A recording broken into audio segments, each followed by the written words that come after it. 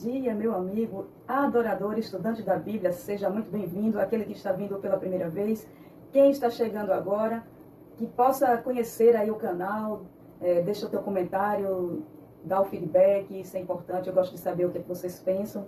Esse canal, o propósito dele é que nós possamos juntos estudar um capítulo da Bíblia por dia. E, como eu digo, nada impede que você estude mais. E é melhor, é muito bom que você estude mais capítulos. E convido você que ainda não é inscrito, que se inscreva no canal, deixa aquele like, deixa o joinha, para ajudar o canal a crescer. Compartilha com amigos, para que nós nos tornemos uma grande comunidade de adoradores da palavra, de adoradores do Senhor da palavra. Amém? Hoje o capítulo a ser estudado é Levítico 7. As coisas que Deus pedia aos levitas. Aqui acabou, né? A gente viu no final de Êxodo para aqui, para o começo de Levítico, que acabou a montagem e preparação do tabernáculo, e agora Deus dá as instruções de como executar esses holocaustos, como fazer o culto, como se prepararem os sacerdotes. E aqui ele fala no capítulo 7 sobre alguns tipos de ofertas, que começa com a oferta pela culpa. E aqui eu destaco dois versos, que é o 1 e o 6, onde Deus diz, né, que coisa santíssima é. E seguindo ele diz como deve ser feito esse ritual, esse holocausto. E ele fala da gordura, também fala do rins e do fígado, que deve ser totalmente queimado. E aí eu entendi por que não se come o rins e o fígado dos animais, né? Porque são órgãos que filtram o sangue, né?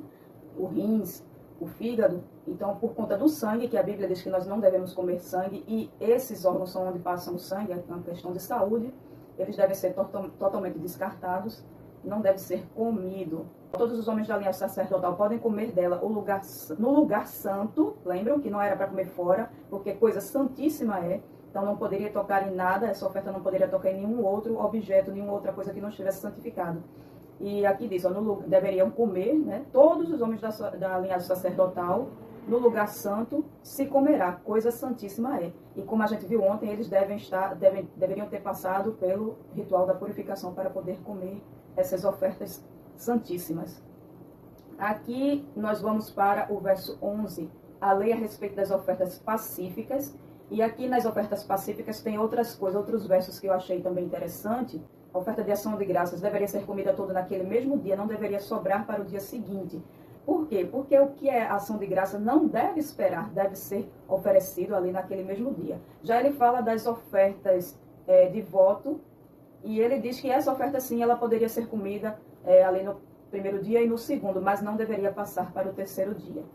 Então são ordens de Deus. Deus sabe o porquê de cada coisa. Às vezes a gente não entende, mas se você for analisar a fundo as coisas, você vai entender como essa questão do fígado e do rins, porque não se deve comer, né? E aqui Deus proíbe comer gordura e sangue, verso 22.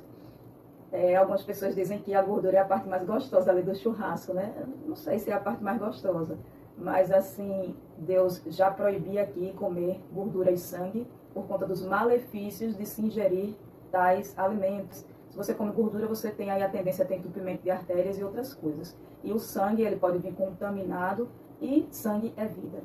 Aqui no verso 28 fala a porção dos sacerdotes. Só contextualizando, né, que os levitas era a tribo que foi escolhida, porque foi aquela tribo que não se contaminou quando Moisés desce ali do monte, e estava todo mundo ali celebrando para outros deuses, né, para o bezerro de ouro, e os levitas não se juntaram com aquilo ali. Então eles foram escolhidos para ser os sacerdotes das tribos de Israel.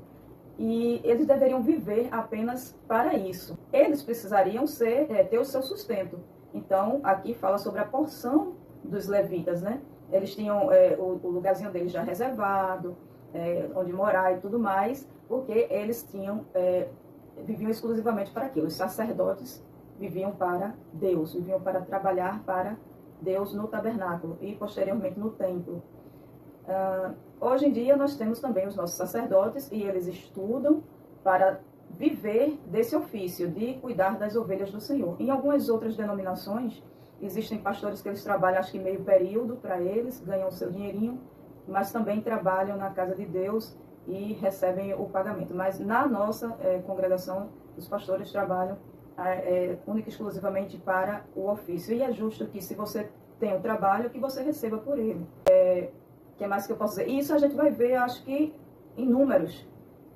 Números, acho que Deuteronômio também fala sobre isso, sobre a questão dos dízimos e ofertas.